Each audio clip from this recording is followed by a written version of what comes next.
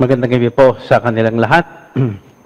Habang hinihintay natin ang mga kasama natin dito sa Bible study, I hope you're all safe and sound. Magdasal muna tayo. As usual, our prayer from the Shema. Shema Israel, Adonai Eloheinu, Adonai Echad, Be'ahavta et Adonai Eloheka, Bekol lebabeka, o bekol napsheka, o bekol meodeka. Behayu hadevarim ha'ele, asher anochi masabeka hayum alebabeka, besinantam lebaneka, bedebartabam, beshivteka, bebeteka, oblechteka, baderek, obshochbeka, obkomeka. Ukshartam leot al yadecha, behayu letutapot benenecha, uchtabtam al mezuzot betecha, ubis arecha, sela. Hear, O Israel, the Lord is our God, the Lord alone. Therefore you shall love the Lord your God with all your heart, with all your soul, and with all your strength. Take to heart these words. We send enjoin you today. Drill them into your children. Speak of them at home, whether you're busy or at rest. Bind them at your wrist as a sign. And let them be as a pendant on your forehead. Write them on the doorposts of your houses and on your gates. Glory be to the Father, and to the Son, and to the Holy Spirit, as it was in the beginning, is now, and will be forever. Amen. The Father, the Son, and the Holy Spirit. Amen. Once again, welcome dito sa ating session number 17, the books of Samuel, part 3. But before anything else, mag-signal and audio check muna tayo. So, paki-message lang po kung kumusta ang dating ng live natin sa inyo. Si Ate Nessie Valencia, siyempre kasama ito si Kuya Pino. Magandang gabi po from Valencia family. Si Rosemary, bumabati ng good evening. Sonia Belizario, pati mga classmates niya binabati. Bong Lozano, and watching from Cotabato City, Archdiocese of Cotabato. Napakalayo. Maridel De Leon Meneses, good evening, sabi niya. Dory Resurrection, bumabati din ng magandang gabi. Marimela Bautista, praise the Lord, good evening po. Art Bautista, yan si Brother Art, good evening. Si Ticha, Evelyn Beltran Rollion, sa Tagaytay City. Flora Go, the baby, Christina Belocora, gandang gabi Padre, sabi niya, mula sa Imus, Cavite ito. Gloria Ambay, good evening. Felicitas Batukan, Lavador Invento, good evening, Father Randy and all classmates. Doms Bal, Iris Lusticia, Beatrice Kaunan, present po, sabi niya. Lorna Ilustre, Dolly Medina, Freda at Albert Hemora, present sila. Brother Ramon Villarante ng Dasmariñas, Cavite. Maria Oldarica Eva Aure, Sok Osorio, si Rex Roy Ermitanyo, magandang gabi po sa lahat, sabi niya. Good evening, sabi din ni Sister Amelia Binyas, Cainta Rizal, manood din po din siya ng Harinawa concert. Praise the Lord. Terry Matthew Enriquez, Juliet C, of course, ating CTS, point person, Bing Kasilag, from General Trias. Looking forward to hassle-free session tonight. O nga, paki-comment, kumusta yung sound natin. Sa monitor ko, mukhang wala namang nangyayaring hassle in the meantime. Linda Iforong Fairmans, good evening sa lahat. Sabi niya, Maricon Dupaya, Dolly Medina, from Silang Cavite, bumabati pati sa kanyang mga batchmates, Maricon Dupaya, Brother June Buena, siyempre, ang ating head ng Bible Apostolate coordinator ng Diocese of Cubao, pati si Brother June Carceliar, Elizabeth Iponya, and Elizabeth Manzano, Evangeline Romulo, good evening, Ning Liarenas, good evening po, Delia Briones Romasanta, Virginia de la Rosa Mendez from GMA Cavite, Father Ronnie Crisostomo, kasama din natin ngayong gabi. Good evening to everyone. Si Sylvia Flores, ka-Flores ko na, kapitbahay ko pa.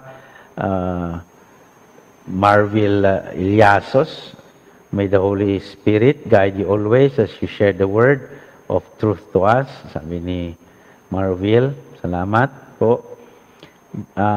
Beatrice Kaunan, from Marikina, audio, very clear po. Ay, salamat. Kung galing na sa Marikina, talagang maliwanag na. Dahil alam natin ang nangyari sa Marikina. Kasama din natin ngayong gabi si Dr. Jojo Lumitaw, ng Sacred Heart Parish Shrine, siya ang aming Bible animator dito. Rosemary, audio and video clear from Las Piñas. Thank you. Chari Buena. George Pineda III. No? Good evening, Father Randy. Sabi niya, Deng Tenko and Christina Go. Sabi ni Brother June Buena, signal and audio clear. Sabi rin ni Art at Roy Ermitanyo, loud and clear. Sabi rin ni at Baby Belocura. Good evening, Marcy Dalde, Cora Alastre, Brother Larry Manzano, si Minor Generalao, masok na rin siya, Delia Romasanta, Evelyn Sevilla, Parish ng Our Lady of Divine Mercy, Madasalin Street, Sikatuna Village, Quezon City. Malapit lang. Ito sa Sikatuna Village ng Divine Mercy. Shioni de Guzman, perfect ang sound audio, just here in Quezon City. Ven Chris, good evening po, Father Randy, Sonia Belisario, Tess Importante, Aimee Huachon, Maricon Dupaya, loud and clear, Maria Maripeñas, Seri Tupasi, kababayan ko si Seri, at Auntie Vicky, fiesta nila sa aming town. Ang patron saint namin ay si Saint Catherine of Alexandria, Santa Catalina de Alejandria, November 25. Right after the Vatican II, dahil may pagka-legendary yung saint, so it was removed sa ating ordo o yung liturgical calendar. Pero few years ago, binalik din siya. Ayan. So, kaya yung mga prayers ngayon, wala siya doon. Yung mga old na mga sakramentaryo. Anyway, let us ask for her intercession tonight. Ces Caldo, Claro Peñamante, Floris Salazar, GB Rodora, Bing Martinez, Grace Ulat, Claro Peñamante, Art Pimentel, from Pampanga, San Fernando, Luz Go, Angela Collado, baklaran sila.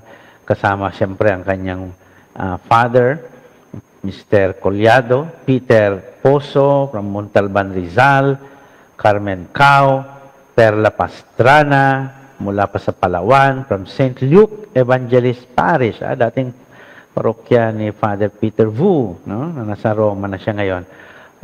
Ralph Palmahil, De Genevieve Factao, Marilyn Uy, Jenny Wong, no? Viva Dayos, Pura Peñamante, Suset Medina, Alegre Ruth from Teresa Martires, nakikinig habang bumabiyahe, ay pwede yun. Claro, from Bacoor, Cavite, Claro Peñamante, Father Ferdi Resuena, saan ba si Father Ferdi ngayon? Resuena, siguro, what I know is nasa Timor siya, East Timor. Sophie Sevilla, Tere Canon, Maxim Reyes, Sally Nevilos from Pila Laguna, Brian Biasaga, Ellen Virinia, our own lector here.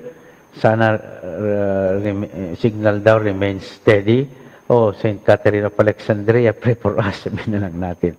Ayun, si Father Ferdinand Resuena, SVD, ay nasa Timor-Leste with love, sabi niya. Okay, si Martan Patrick Dalumpines, Sacred Heart Parish to, Isagani, Austria, Gianna Pasiliao, glory na to Gadi and Bong Lozano. Okay. Mamaya tuloy natin at pasensya na kasi nag-i-extend tayo sa discussion natin ng former prophets. Nasa session 17 na tayo. We are supposed to have only 7 sessions. So dapat 7 sessions na ito.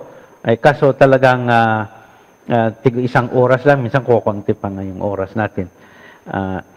Of course, kailangan natin ng enough. So, time. Hindi naman tayo nagmamadali. Kaya it's okay to extend. So, part 3 tayo ng Books of Samuel, which covers yung second book of Samuel, first part. And then the second book of Samuel, second part, part 4. So, yung Books of Samuel, therefore, yung dalawang libro ni Samuel, 4 na session tayo. Huwag niyo kakalimutan yung CBAP Convention, December 4 to 5, 2020, starting at 9 a.m. More of this next time, pag malapit na, which is next week. Papaliwanag ko next week. Now, the second book of Samuel is, we can just simply say, the story of the kingship of David. Entertaining din yung makikichismis sa mga buhay ng mga hari at mga reyna. Kaya siguro yung The Crown na nasa Netflix ngayon ay isa sa mga sinusundang serye dahil nga we don't really know yung ins and outs ng mga royalties unless someone would do a biography or katulad dyan mga but we have the stories of royalties sa first and second book of Samuel and first and second book of Kings. So yung second book of Samuel, more or less we can say it is about David, his kingship. Ma-introduce siya sa first book of Samuel and in the first book of Kings, doon ipapakita siya na he is retiring as a king. Now, right away, I hope I do not anticipate kung anong mangyayari dito, pero magandang iset ko kayo sa ano bang purpose ng narrator dito sa nabanggit natin noon, Deuteronomic historian yung sabi natin, the hand who worked this compiled and even edited itong stories, itong narratives ng buhay ni simula kay Samuel hanggang ngayon, nandito tayo sa kay Haring David. And dito sa second book of Samuel, mapapansin nyo, I hope I will not anticipate what is going to happen, that the purpose is really to establish na itong si David ay legitimate na hari.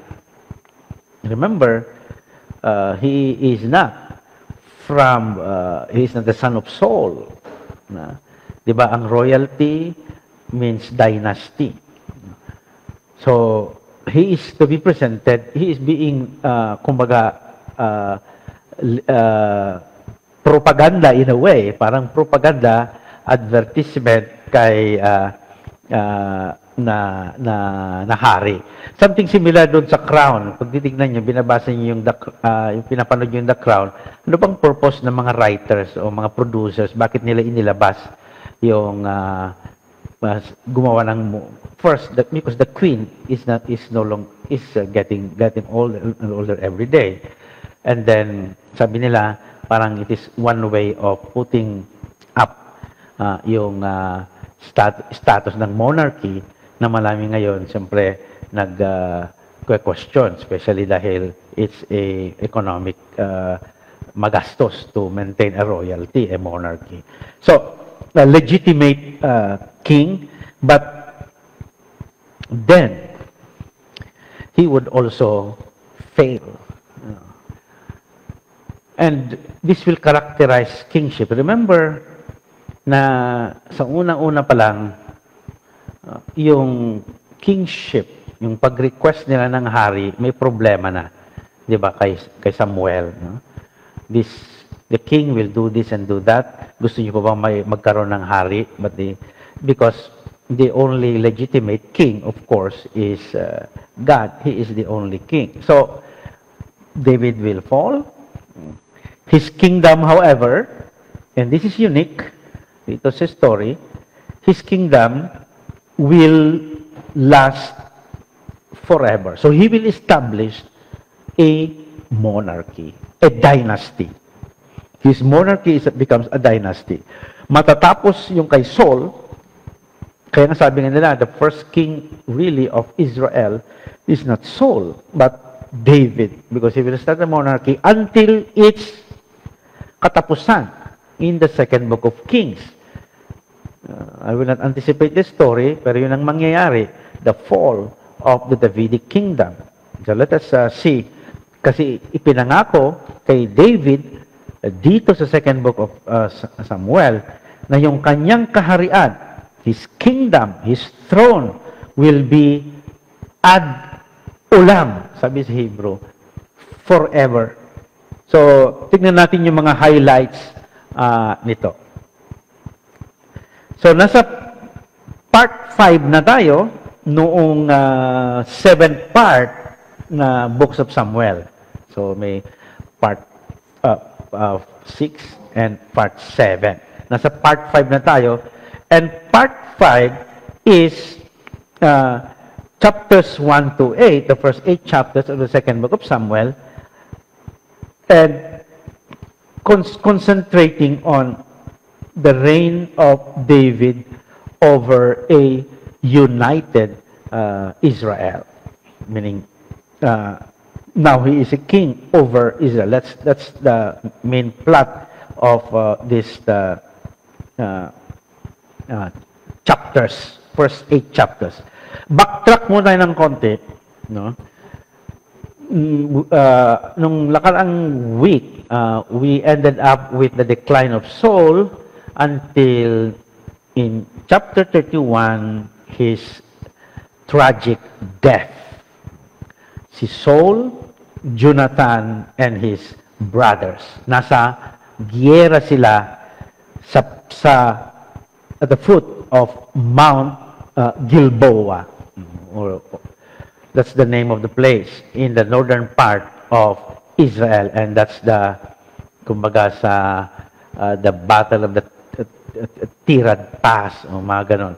This is a crucial battle, and Saul will meet his death, including Jonathan, David's best friend, BFF, Jonathan, and his brothers. It's tragic Dahil according to the account of the first book of Samuel in chapter 31, he was wounded and he did not like to be killed by the Philistines, Gentiles. He's ashamed. It's a big dishonor that you would be killed by a Gentile. And the word Gentile, sometimes they use the uncircumcised and so forth and so on. So what he did, humingi, nung nakita niya yung kanyang bearer, dala ng kanyang armas, he wanted him to kill him, meaning Saul. No? Pero ayaw nung arms bearer niya, kaya nag-suicide siya. A kind of harakiri, sabihin lang natin. And when the Philistines learn of that and saw the body of Saul, they beheaded him, and yung kanyang katawan na iwan, this is really a shameful death, no?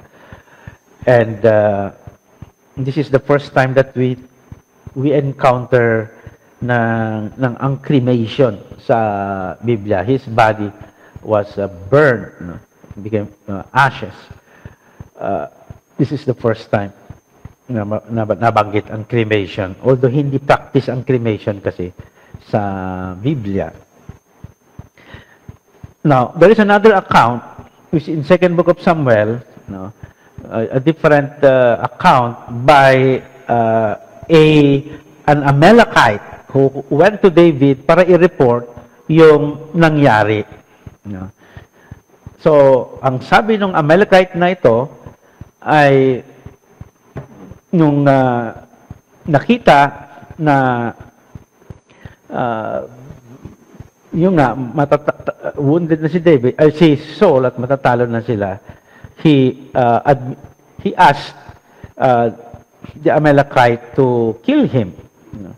So the Amalekite did a kind of euthanasia, no? And dinala niya yung crown as a proof ni crown ni Saul, brought it to David. Kaso nagalit si David sa halip na matuwa.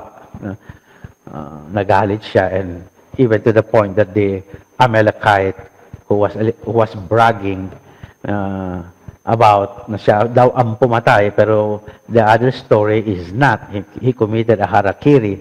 Dito naman sa Amalekite, siya daw ang, maybe he wanted to, gusto niya sigurong ipagyabang na yung karibal mo, yung gustong pumatay sa iyo, mahal na hari, ay already eliminated him. Maybe he was expecting a reward. No? Ang reward niya was the anger of David, and eventually the Amalekite was also killed. Ang hirap naman ng mga ganito ng unang panahon. The purpose of the writer is really telling us that walang kinalaman si David sa pagkamatay ng anointed king ng Israel, which is Saul. So that is the point of kahit na he was persecuted by Saul, kahit nagkalaban sila na ganyan, no, wala siyang kinalaman sa kamatayan ni in fact we have a lament, a dirge, a beautiful panaghoy ng isang hari over Saul and Jonathan. Remember, Jonathan ay kasama na napaslang. And beautiful, especially when you read it in Hebrew, no? O mountains of Gilboa, sabi niya. So that's the place of the battle. Upon you be neither dew nor rain. Kasi nga sa Gilboa, known for its very fertile place. Dahil hindi na siya disyerto, unlike in the south na madisyerto. Doon ay hindi na. So sagana sa tubig. So dew or rain, nor surging from the deeps, meaning springs. Defiled there the warrior's shield, sabi niya. The shield of Saul, no longer anointed with oil, meaning he's dead. Then, marami pang part ng dirge, ng funeral lament. And then, pagdating kay Jonathan, he says, I grieve for you, Jonathan, Ahi, my brother. So, hindi na lang tinawag na kaibigan o what did he call it? Love. Ginamit yung love. But brother, most dear have you been to me. Most wondrous your love to me than the love of women. See, we have already discussed this intimate words na ginagamit ng dalawa na magkaibigan in the context of covenant. So, that's the dirge, funeral lament kay Jonathan. This is today, the Mount of Gilboa, and beautiful place. If you go to Israel in the future, as vaccines are on the way, of course, piling-pili na yung pupuntahan ninyo. But remember, yung mga Bible study natin, you go to the north. When you go to the north, the northern Galilee part, then look for the Mount of Gilboa. Ito yung Mount of Gilboa, and you see this is a valley. Kaya, you see green na green. And this is the place of the battle wherein Saul who committed suicide. So, that's chapter 1 of the second book of Samuel. To chapter 2 is now David is anointed king over Judah. Remember, he was already anointed by Samuel, nung bata pa siya. Now, there is another anointing, this time by men of Judah. Judah is the southern part where Jerusalem is. So that's he is a king over that particular place. And hence he moves to Hebron, to the south. That's the place that's belonging to the tribe of Judah. And Hebron is the traditional burial place ng mga patriarchs and matriarchs. Tulad nina Leah, nina Sarah. So that's the kaya Hebron is a significant place. You cannot go to Hebron today kasi it's under the Palestinian administration, and you need a special pass para makapunta sa Hebron. You must have a special connection kasi nga it's not safe to go to Hebron today. And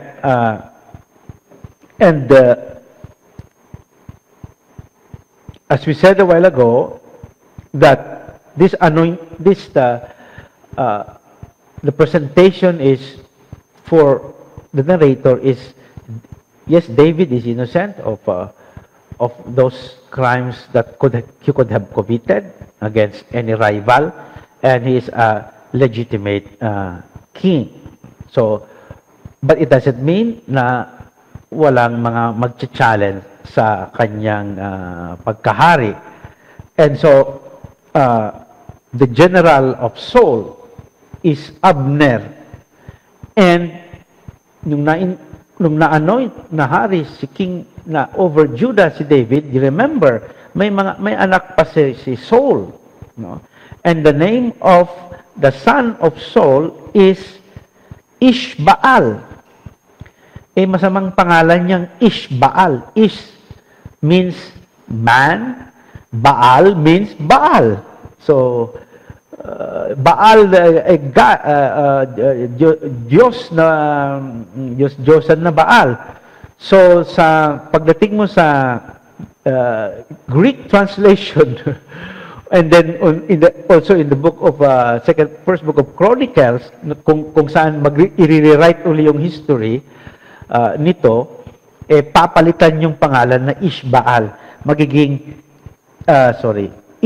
Ishbosheth. Should be Ishbosheth. Ishbosheth naman. What do you mean by Ishbosheth? Man of shame. Bosheth means kahiya-hiya. So, they play of words sa mga names.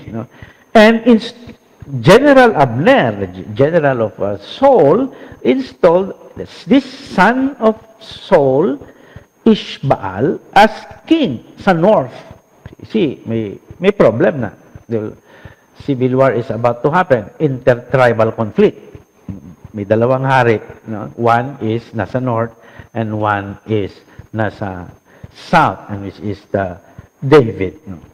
And if you are not familiar with salamat kay Brother Chito Soriano, pumunta pa siya dito, taga St. Paul Parish, sa Quezon City, nagdala ng mga mapa na magagamit nasa PDF at naka sa JPEG na. So ito ginamit ko na tuloy. So makikita niyo, this is Hebron, there is Hebron here. And this is the northern part. The southern part and this is the northern part. Somewhere here is Mount of Gilboa. So if you are, that's Mount Carmel over there, and then the Jezreel Valley, that's where you have the Mount of Gilboa, that area here, and towards the south, north, south, and you have the Hebron. So intertribal wars or civil wars, chapter 2 up to chapter 4. Abner, the general of Saul, fights, the wage war against the general of David, Joab, at a place called Gibeon. And it's a long war between the house of Saul, led by Abner, with the king, na hindi naman masyadong matapang, o his name is not mentioned very often. Pinaglaruan pa nga yung pangalan, Ishbaal, Ishbosheth, against the house of David, led by his general Joab. And after some time, Abner will give in and surrenders and joins David, and now goes to war against the king that he installed, Ishbaal. And so he makes a deal with David. Kaso matalino si David, sabi niya, yes, pag ibigay mo si Michal. Remember yung pinangako ni Saul na Michal na maging asawa niya ay iba ang napangasawa, iba ang pinagbigyan ni Saul. So she becomes now a kind of bargaining power. Yung mga babae noon, no? They're being used in this way. No? Sa bargaining power, napapayag siya as long as what's the purpose of this? Well, remember, Michal is the daughter of Saul. At she also can be a potential rival sa throne, or the husband, or his children. So, better a political position, mas malakas mo yung political clout mo, yung remaining daughter ni Saul, get us. So yung wife nung unang panahon is really more than just, it's not love. It's not based on love. As you see, more often, katulad na nakita na natin, is based on politics. To increase your power and clout, you marry this person coming from the tribe. You marry the royalty of daughter of a royalty from another tribe. So, and notice how devastated the husband of Michal. Very emotional part here. He was weeping as Michal was being brought to David as wife. His name is even preserved, Paltier. So, rivalry, no? Two generals, dapat isa lang ang mamuno. So, Joab murders Abner. No? He did not trust Abner, even if Abner, the general, is with David already. And so, David mourns Abner. And you notice again, mahilig mag-mourn si David. Siguro maybe because of this, he will be known as Salmista. The Psalms will be attributed to him. Again, David mourns Abner. Should Abner have died like a fool, sabi niya, your hands were not bound with chains, nor your feet placed in fetters. As one fails before the wicked, you fell. The point of mourning again here is the narrator telling us that David is innocent sa crime. It was Joab who did it without his... but advantage ni David kasi na-eliminate yung mga potential na lalaban sa pagkahari niya, sa trono. So, it's a Game of Thrones. Di ba? May series din na Game of Thrones. David is innocent of the crime. And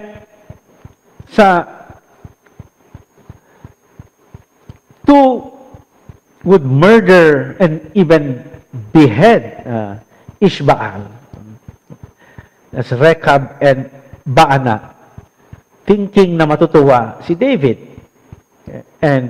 But note the reactions of David. He was not happy. And even put to death the two guys, Rechab and Baana. Kawawa naman, they thought they would be pleasing David by killing his rival. Kaso, no. What's the purpose of dapat matuwa siya. Again, the narrator is presenting to us that David is innocent of the crime, that he is a legitimate king, and he did not need to eliminate yung kanyang mga kalaban in order to steal the crown. At this point, the Saulite dynasty, the dynasty of Saul is finished. Naging asawa niya na si Michal. Ishbaal is dead. The only one son left, nag-iisa, ay si Meribaal ang pangalan. Kaso, anak ito ni Jonathan, but he is lame. And lame cannot become a king. With a physical defect, you cannot become a king. In fact, yung other na naman, pangit na naman yung pinangalan sa kanya, Meribaal. May Baal na naman. So, pagdating mo sa sa Greek translation, and babaguhin na yung pangalan niya into Mephibosheth. May Bosheth na naman. Shame. No? Mephibosheth. So, you will have two names there. So, with Ishbaal gone, Ishbosheth gone, David now is made king of Judah, the south, and Israel in the north. And that's chapters 5 to 7. He would be anointed by the elders of Israel, coming from the north. He was anointed by Samuel, but anointed by elders of Judah as king of the south, and now anointed by the elders of Israel as king of the north. And there is a footnote there by the narrator that he was 30 years old. You can just imagine, as I told you already before, that 40 years old is senior citizen during that time. Si mortality, yung age of mortality ay mga 41 generation is 40 years old. So, Jesus Christ was also 30. Captures the city of the Jebusites. And why is this important?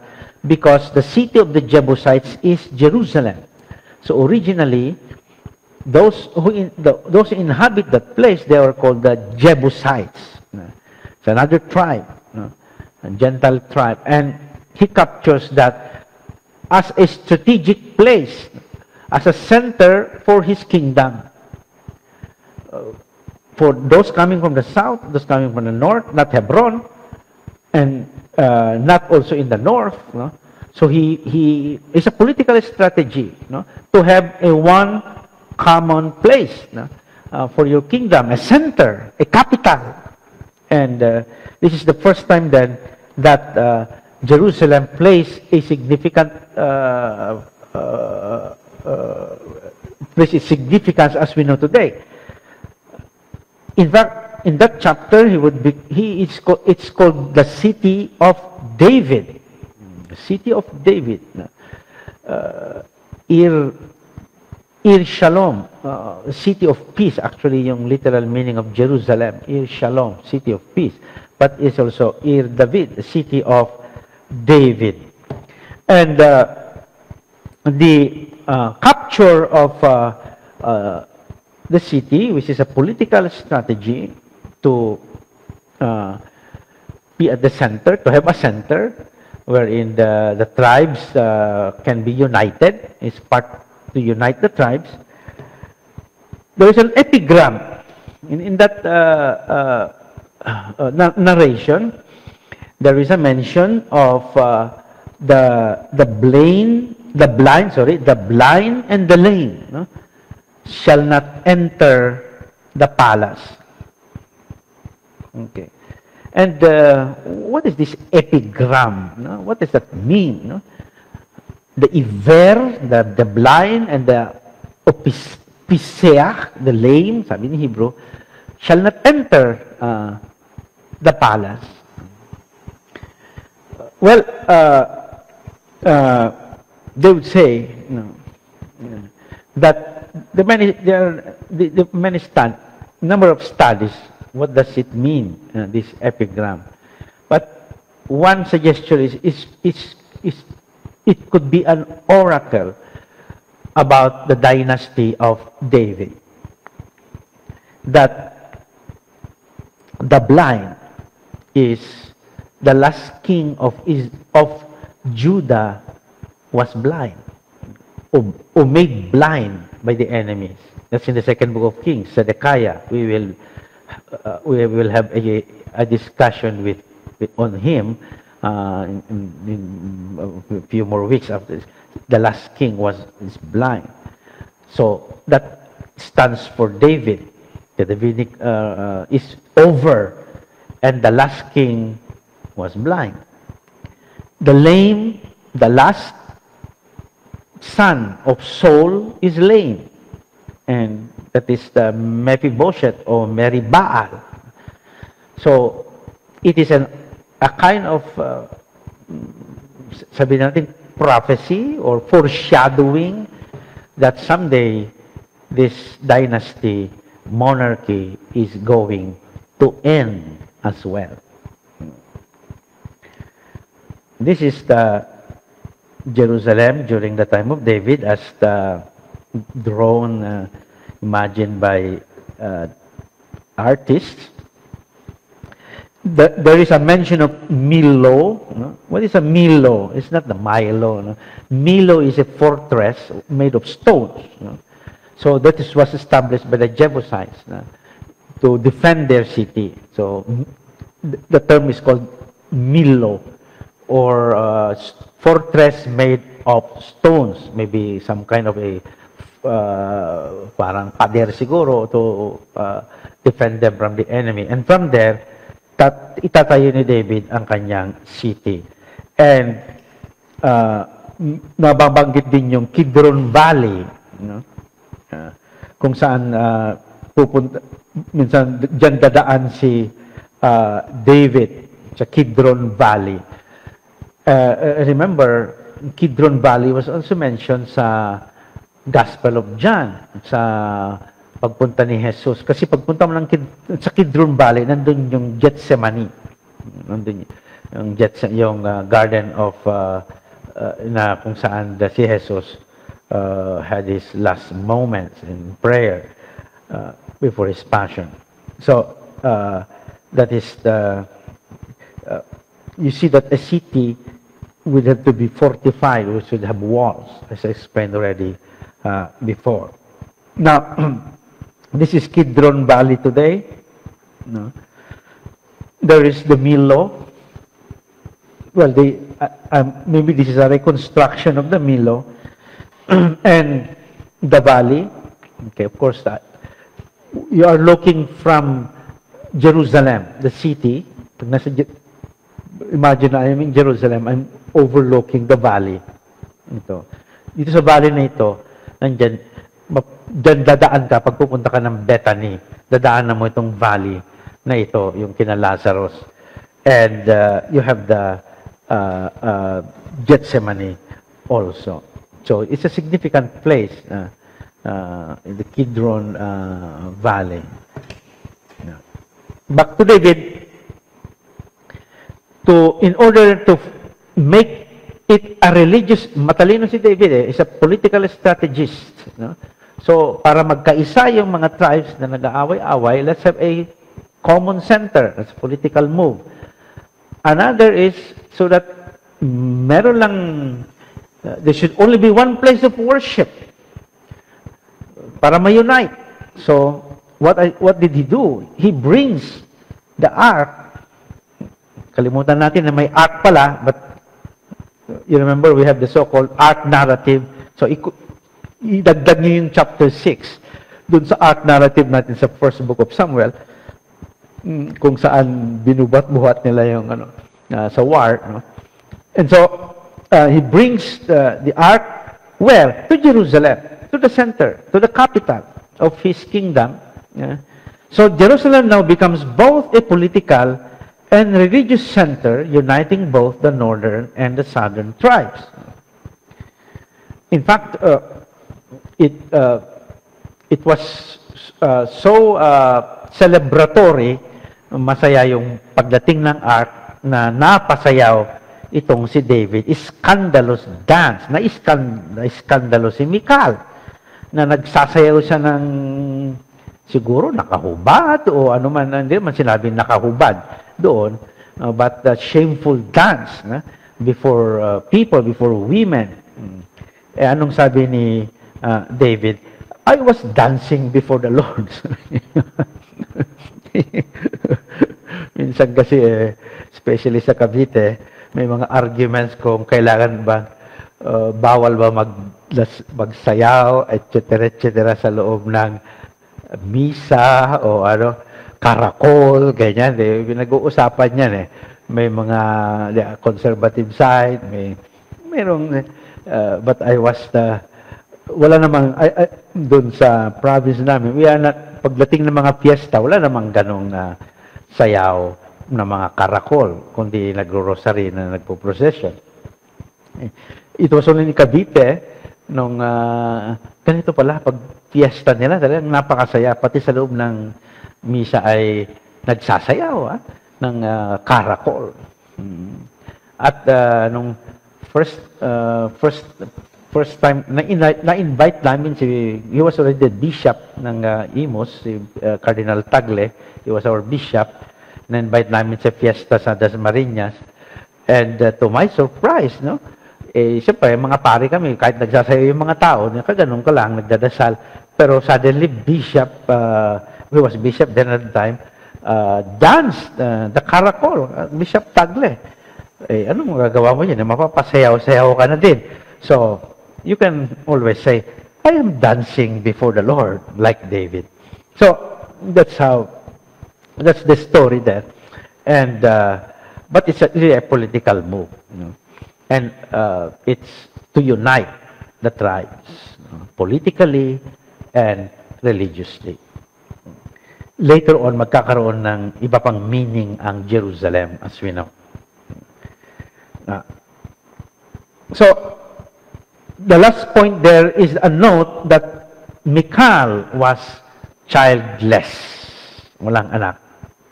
The daughter of Saul. So, talagang it's over. Saul's dynasty has no place in the kingdom of David. Kung nagkaanak sana siya kay Michal, at least nandun pa yung lahi ni Saul, but it's over. And Saul's dynasty has no place in the kingdom. And David did not have to eliminate, did not to kill Saul and all his rivals in order to possess it.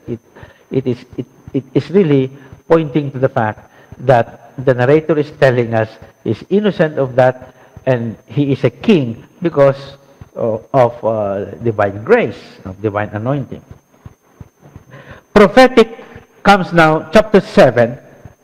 Chapter 7 is known sa second book of Samuel as the place where the prophet Nathan makes an oracle, and a very important oracle. And what is that oracle? A prophetic message, oracle. It's called oracle. That David's house and kingdom is to be established firmly ad ulam, until forever.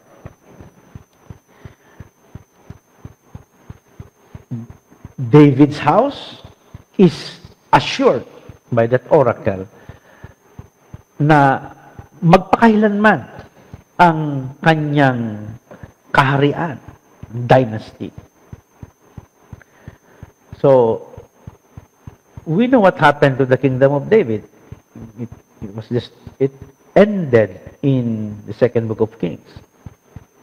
So, what is this oracle then all about? But it is promised to David through an oracle, meaning divine oracle, God speaking through the prophet Nathan, promising that the house of David is to be established firmly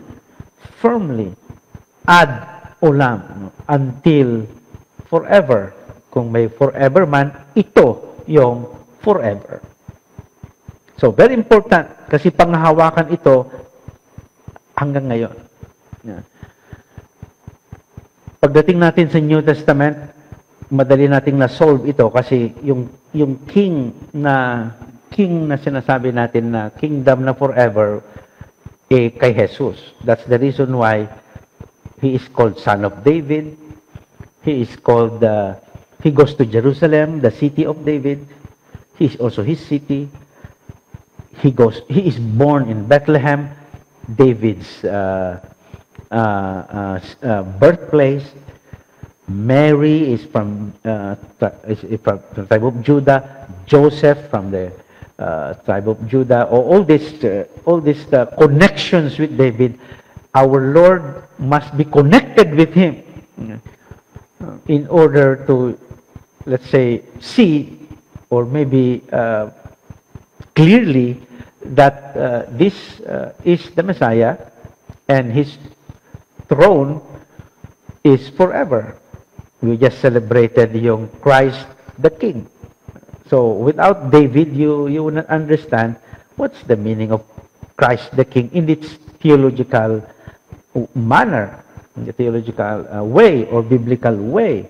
You have to remember chapter 7 of the second book of Samuel, wherein the oracle is that his kingdom will be forever. Nasira yung kingdom. Where's the forever now? No. Our forever is Jesus Christ, who is the Son of David. So, that's our Christian interpretation. The Jews, of course, would wait for the Messiah who will re-establish the kingdom of David. That's why they have the messianic hopes. Ours have been realized already. Jesus Christ. In fact, we are waiting for his second coming while our Jewish brothers and sisters wait for the Davidic king as promised in the oracle. So, imagine this oracle in chapter 7, pinangahawakan theologically hanggang ngayon. There is no sense of speaking about Jesus as Son of David, Messiah, or Christ the King, etc. without this oracle in chapter 7 of the second book of Samuel.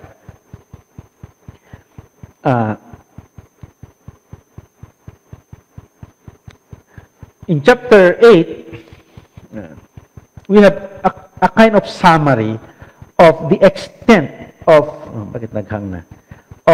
Sorry, I will have to get back to the PDF. So after chapter 7, you have chapter 8, and the chapter 8 is summary of the wars of David, but actually telling us the different places that he had conquered. And towards the end, towards the end of that, it says, "Thus the Lord brought David's victory in all his undertakings." Excuse me. Okay. And you have, again, the map here of the extent of David's kingdom. Conquered the Edomites, of course, Judah, the Ammonites, the Moabites, except, of course, the Philistines. They are the perennial problem here, but already limited. Kuba na enclosed na sila. Na checkmate na sila. So, you have that the summary in chapter 8. So let's move to part 6 then. Part 6. Second to the last part. And part 6 takes us to chapters 9 to 20 of the second book of Samuel. Scholars, especially the earlier part of pag-iintindi sa second book of Samuel, sa tinatawag na interpretation, exegesis, tinawag nila itong second part na ito hanggang sa first book of Kings, chapters 1 to 2, na succession narrative. Ano ibig sabihin ng succession narrative? Yung tanong kung sino ang magsasucceed kay David. Malaking tanong yan sa monarchy. Kaya nga, sinong papalit kay Queen Elizabeth II, Prince? Now, wait in line, nasa linya sa trono. Of course, si Prince Charles, then Prince William, tapos anak ni Prince William ngayon. So, clear yung, it's a so-called symbol of stability kung may papalit. Maliwanag kung sino ang papalit.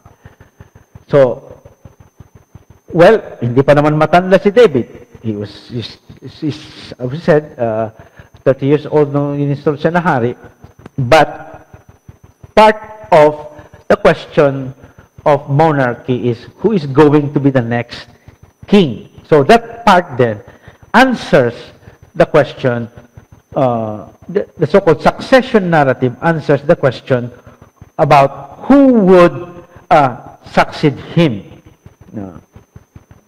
So the main interest of this part is political, and it demonstrates the legitimacy of David's regime. Sinabi ko kanina, kailangan ma-establish na legitimate na hari si David, defends his politics, and who would succeed him. Succession narrative, chapters 9 to 20. In chapter 9, Jonathan's only surviving son of son of Saul, is slain. Chapter 9. We have the story there of Mary Baal.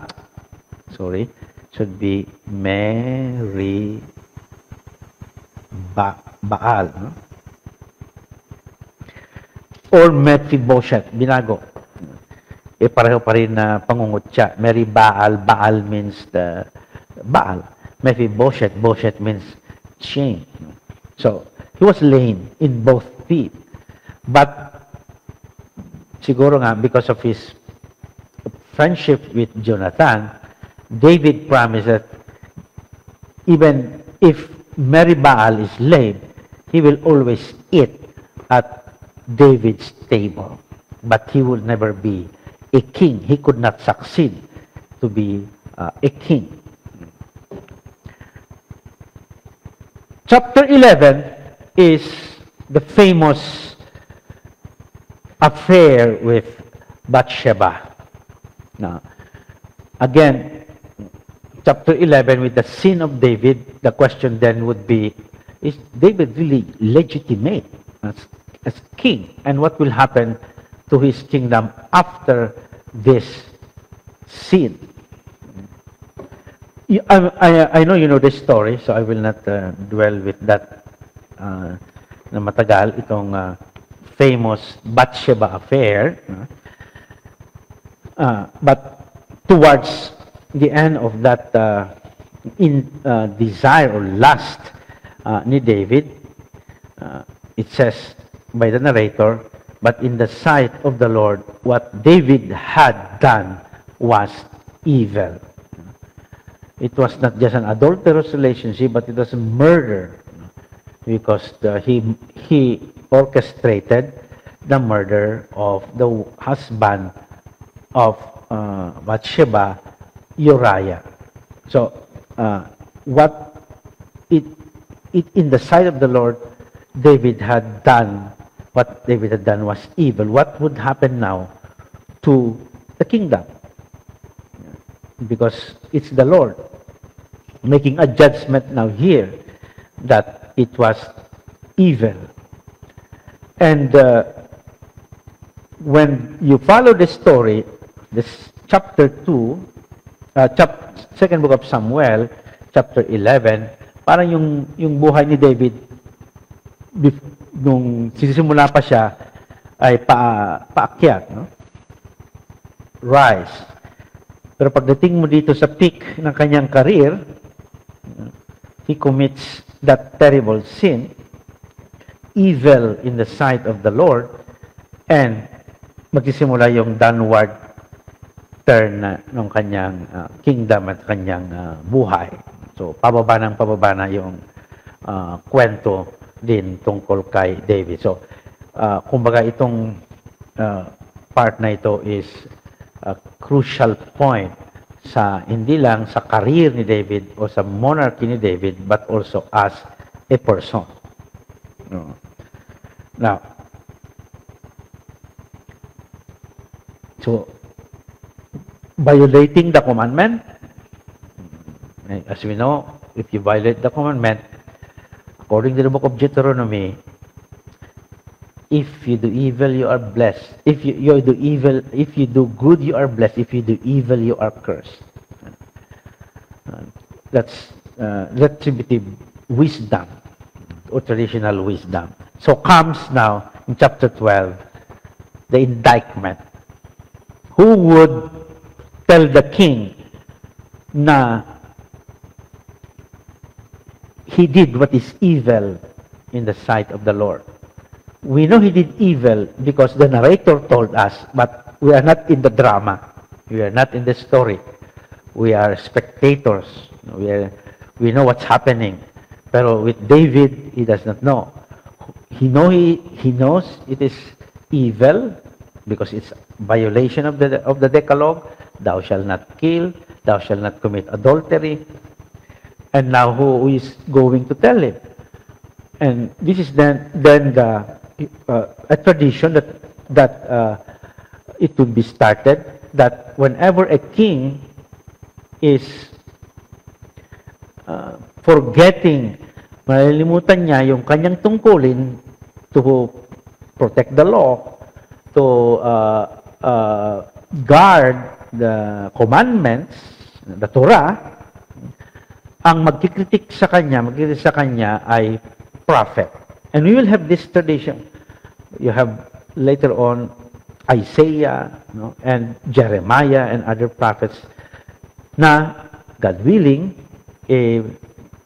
pwede nating pag-aralan, God willing, next year. Kasi malapit na ang matatapos ang taon. So, the prophet, and the prophet is Nathan.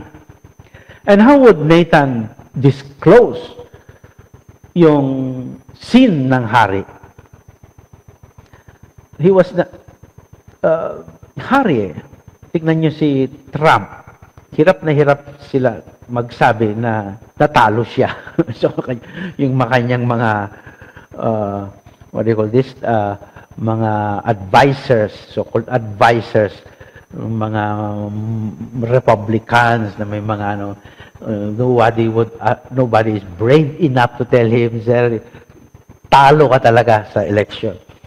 Who would tell the king na wala siyang damit? You remember the story ng the emperor's clothes na yung may procession ng emperor ay hubad yung emperor na nagpo-procession.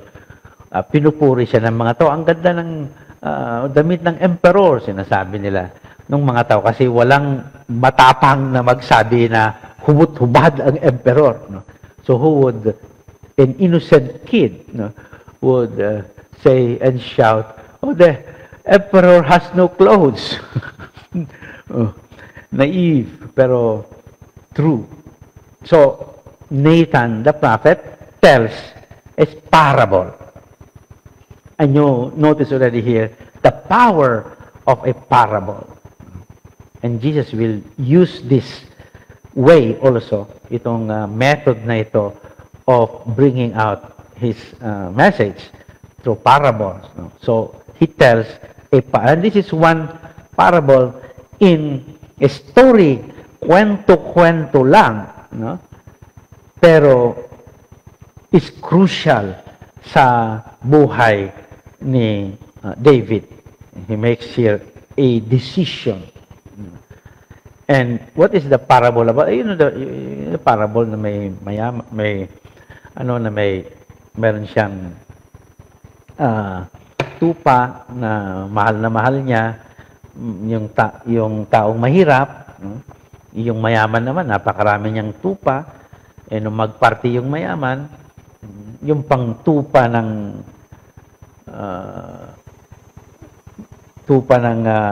mahirap, ang pinagka-interesan niya nakakatayin. Ang dami-dami niyang tupa. Yung pa sa mahirap na wanted it. No? So when David heard this story, what did he say? He makes a judgment that man must be killed. It's a story only, pero doon sa David, he makes a judgment. He is actually judging himself. So it was not Nathan who made the judgment, kasi a judgment should be passed by a king. Diba? Ang hari ang may karapatang magsentensya. Siya ang highest. So who would sentence a king? Himself. And so he sentenced himself. He judged himself. Bring that man to be punished and killed. Sabi niya, it's only a story. It's only a parable. So anong sabi ni Nathan in a very short but powerful sentence? Ang sabi niya, 2 words only, Ataish. Ataish. You are the man. Sabi nun, medyo sa English, 1, 2, 3, 4 words. No? Pero sa Hebrew, Ataish, 2 words. You are the man. Ito, captured by a artist. That's Nathan pointing to David. You are the man. No? Thus says the Lord, I will bring evil upon you out of your own house. The oracle of Nathan. A chapter before, a few chapters a while ago, the oracle is for David's kingdom to be forever. Now, thus says the Lord, that's the prophetic formula, Ko Amar Adonai, thus says the Lord, I will bring evil upon you out of your own house. So, kaya nga sabi ko kanina, lahat na mangyayari dito ay pababa ng pababa, and David's house is going to fall. Nagsisi si David, I have sinned against the Lord, and we have, if you go to Psalm 50, na preserve yung a psalm attributed to him. It's not very sure kung siya mismo nag-compose, but maybe when they composed that, yung nag-compose na salmista was aware of what happened to David. So, made a kind of penitential psalm. So, I have sinned against the Lord, but the evil I will bring upon you out of your house. So, you see the effect of that sin, of violating the commandment as a king.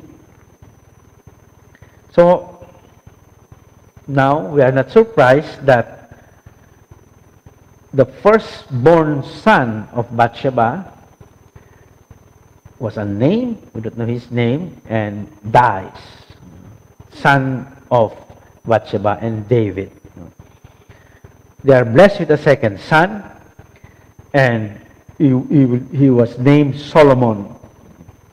And according to the narrator, it means the Lord loved him. Solomon does not mean the Lord loved him. It's the word Jedidiah or Yedidi in Arabic. They will say Yedidi. My friend, my beloved.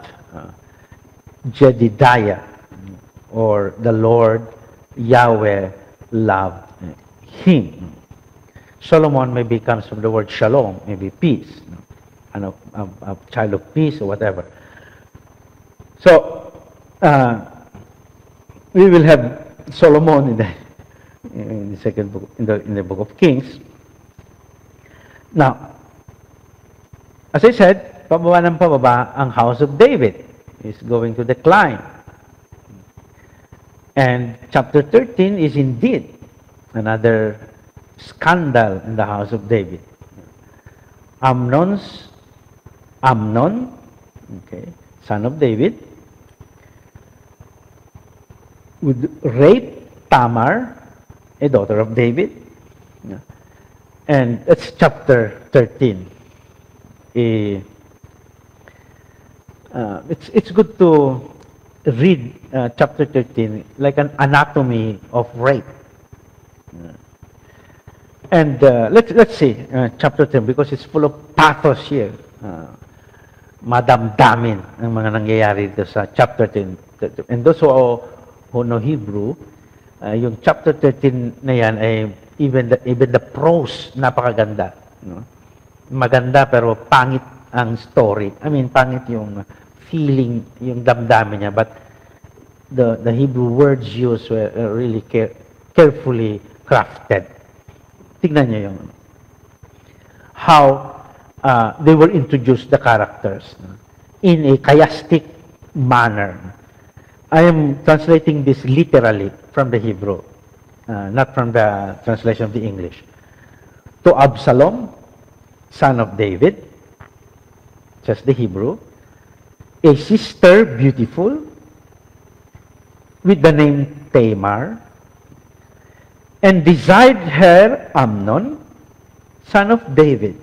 See, makikita niyo yung relasyon nilang tatlo. Son of David, si Absalom, although magkaiba ang ama nila, at Amnon. Half-sister niya, itong si Amnon, si Tamar, but he was enclosed. She is enclosed by two men. Absalom, the brother, full brother, and Amnon, the half-brother, who is going to rape her. Both are, the three of them are children of David. And Tamar is described as a sister.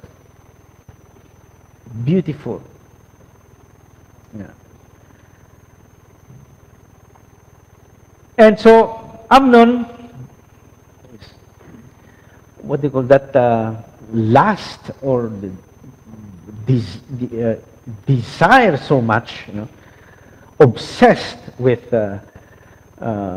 Tamar, and she did not know what to do. She seeks a counsel, a supposed to be wise person.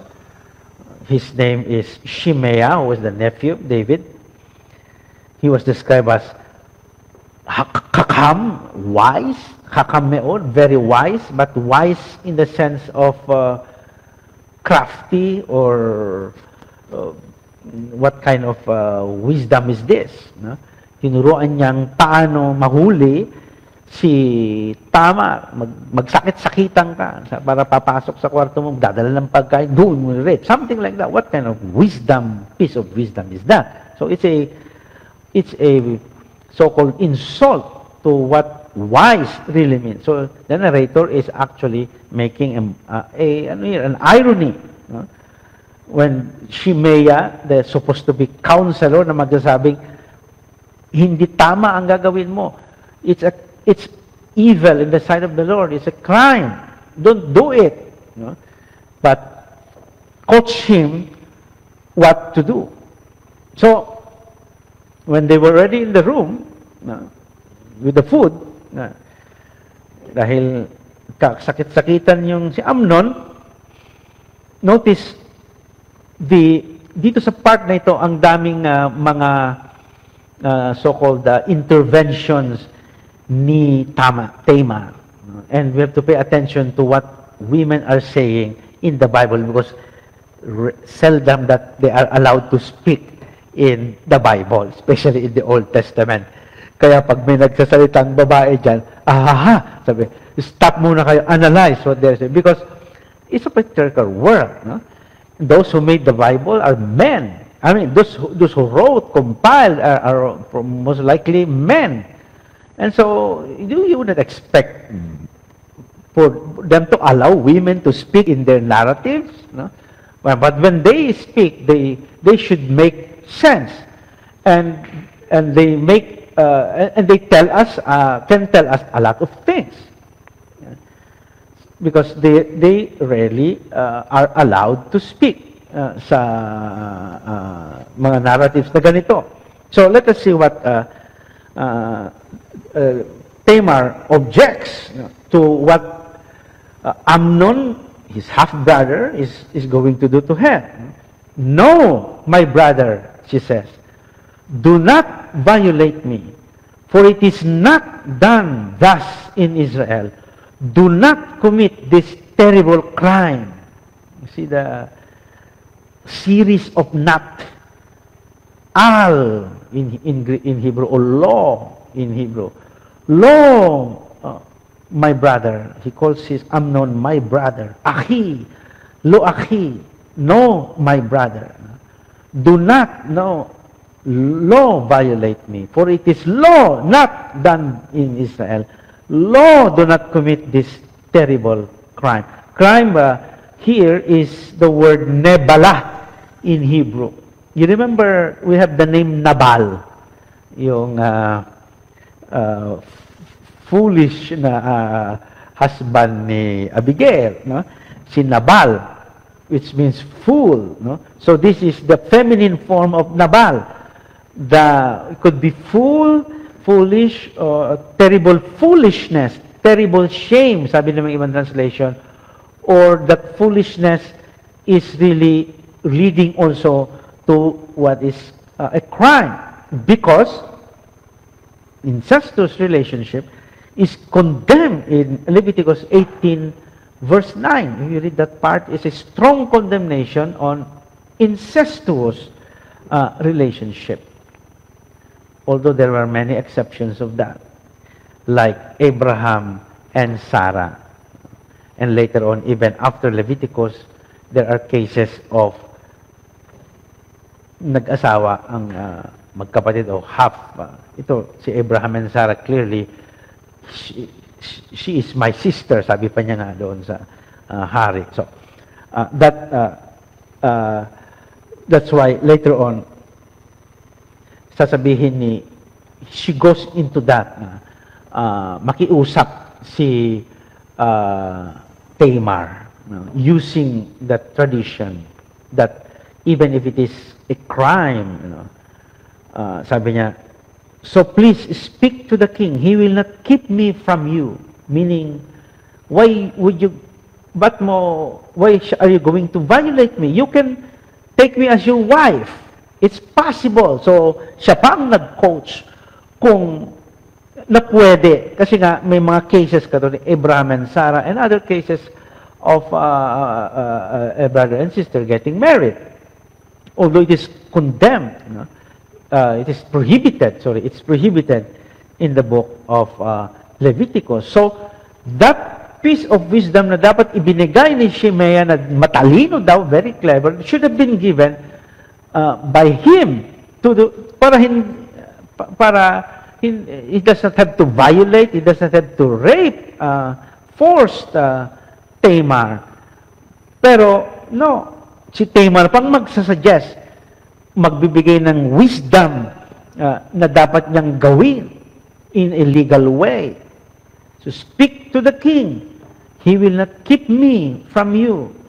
Sabi, and later when he was already violated, he would again present herself na to be a wife of Amnon.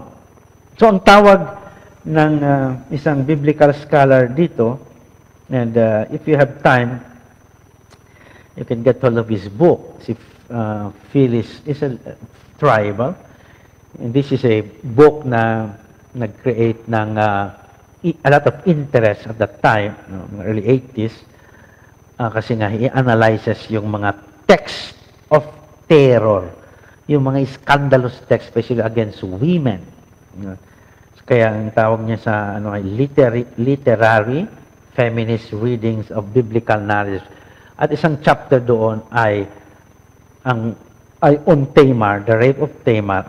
Ang sabi niya, it is the royal rape of wisdom. Sabi niya. Royal, because Amnon is a royalty. Rape of wisdom, represented by Tamar, because of the piece of wisdom that she was not only beautiful, she was wise. She knew what should have been done. So, but that was not, it's still, heard, was not listened to. So, it's not only the physical rape that was being presented by the narrator, but even wisdom was raped. And after the crime, the Nebalah, the terrible foolishness and crime, notice that the lust, the obsession now becomes the opposite. This is even before psychology has entered into picture about rape cases, that after the rape, what is the passion that comes next? Murder. So you often see that the one who was raped is also murdered. And that is almost all like that. Almost all cases end, unfortunately, like that. So, you see here, then Amnon hated her, a great hatred indeed. Truly, greater was the hatred with which he hated her than the desire with which he desired her. You see the poetry of the text. I am translating this literally, or borrowed the translation actually from the book, Text of Terror. Then Amnon hated her, great hatred indeed. Greater was the hatred in which he hated. How many words for hate? Yeah. The reaction of Tamar took ashes upon her head, and the long robe that was upon her, upon she tore. The robe symbolizes her being single, being a betula, a virgin, a betula. So that is torn. because symbolically, no longer. She put her hand upon her head out of shame. She put her hand upon her head to cover herself, because once you are no longer a Betula, you need to cover your head.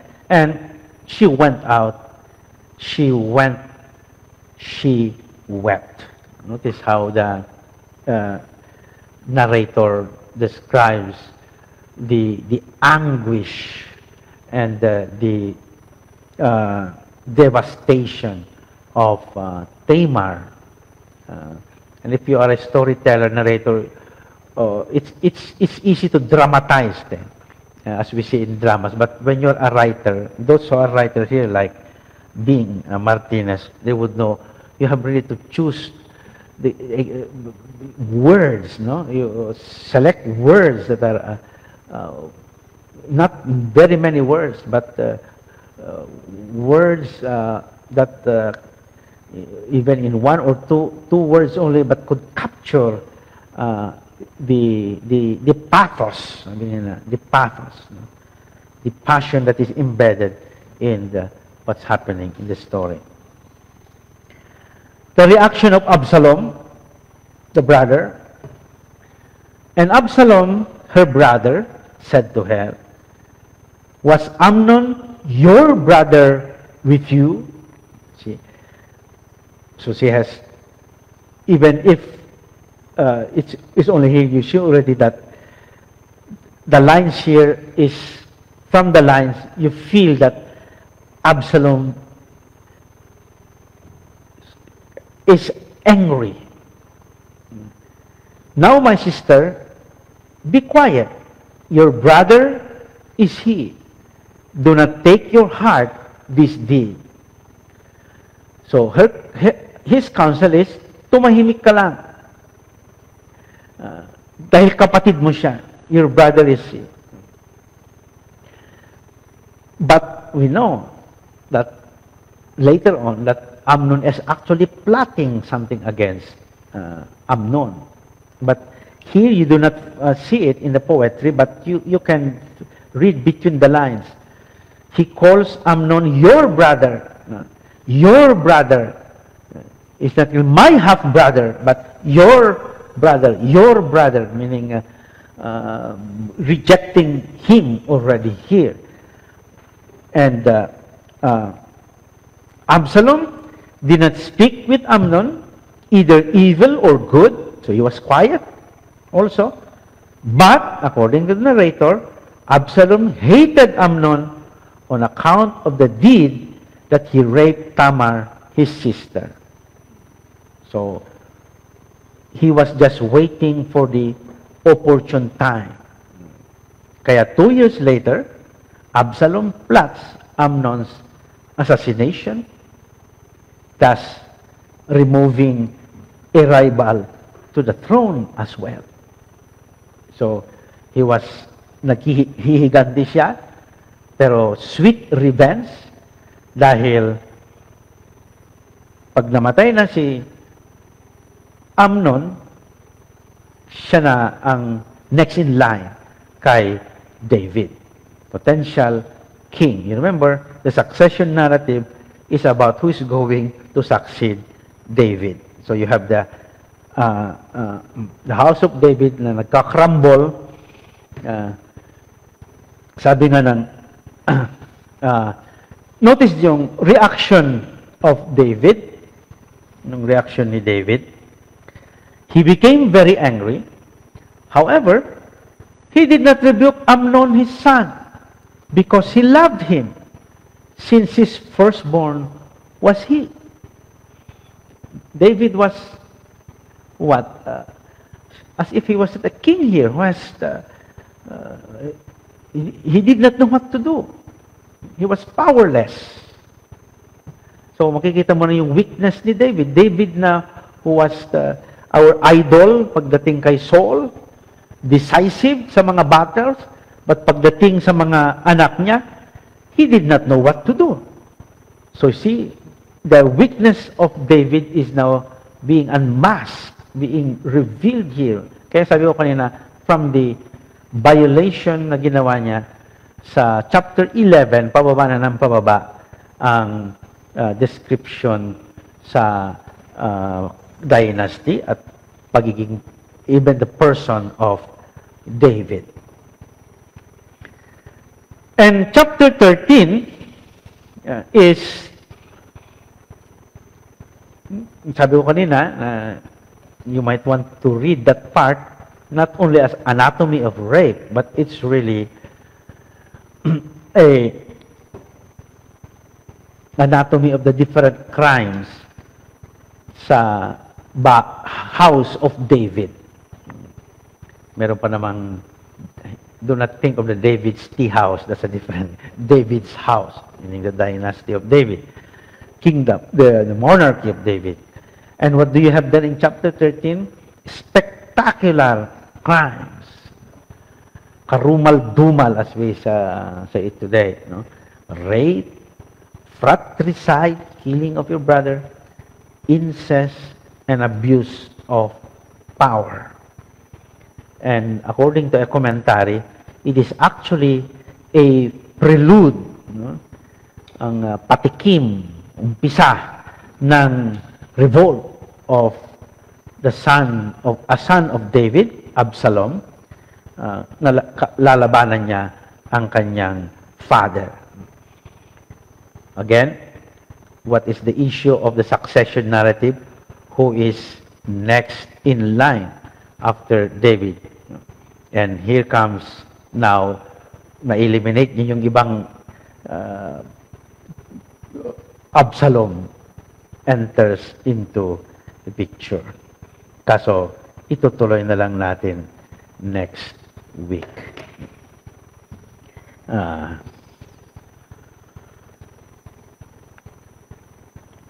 Yan. Sabi ni Minor, royal rape of wisdom as a formulation for a terrible crime. We have the PDF. I can send you the PDF ng Text of Terror ni Phyllis Tribe. Si Good PM. Si Alan Uy, nakahabol. Patapos na tayo, humabol pa siya. Very interesting, tema, sabi ni Suzette from Rome. Erwin Gabion is watching. May on and off any video, pero baka connection lang naman ang may problema. Again, kung may on and off, baka it's tuloy-tuloy naman dito ang stream. The sound, makikita mo gumagalaw-galaw naman. So, Presi Dueñas Chu, good evening, Father. Still alive and kicking. Sabi ni Claro Peñamante. Si Toti, good evening. Mother Toti. Polly Ereche, loud and clear. Kanina pa to. Si Judith Dasmariñas ito. Alam niya yung Caracol, siyempre. Chito Soliven. Karina Manipos Ibanez. Nino Berzosa. At pati ang si Attorney Ulysses Carino, ang aking first cousin, mahilig pala siya mag-Bible. Hindi lang Constitution ng Pilipinas ang binabasa. Ilya Guevara Manique, Ami Ventura, at Bing Paguilla Castro, Felix Cado, good evening po, Lorna Ilustre. I'm looking at the map of the back. Yes, yung mga mapa na sa free binibigay yan sa likod ng mga Bibles. Usually may mga maps dyan. Tama, no? Pero ngayon, napakadali na ang pagpuproduce ng map. Pero thanks to Brother Chito Soriano, nagdala ng electronic maps na digital. Otherwise, magpupunta ka pa sa Google, magda-download ka pa.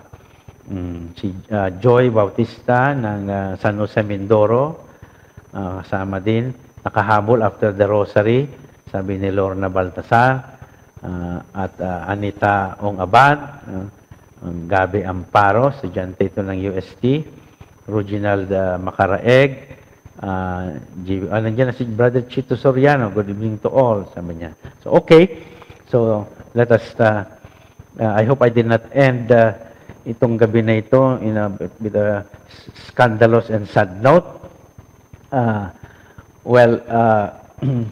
Maybe kayo nang bahalang mag-reflect kung ano yung mga message na mahuhugot natin dito sa mga sa pangyayari na ito. But one of the reflections that we can think of is really, yes, power